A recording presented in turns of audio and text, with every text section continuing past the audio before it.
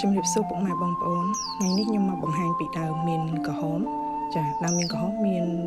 ពីរប្រភេទមួយស្លឹកតូចមួយស្លឹកធំសម្រាប់ខ្ញុំដាំនៅក្រោយផ្ទះខ្ញុំផ្ទាល់នេះគឺជាប្រភេទស្លឹកធំហើយសាច់វាអត់ក្រាស់ទេពុកម៉ែបងប្អូនអញ្ចឹងពេលដែលពុកម៉ែបងប្អូនទៅជាវពីកន្លែងណាក៏ដោយគឺកុំភ្លេចសួរគេបញ្ជាក់ថា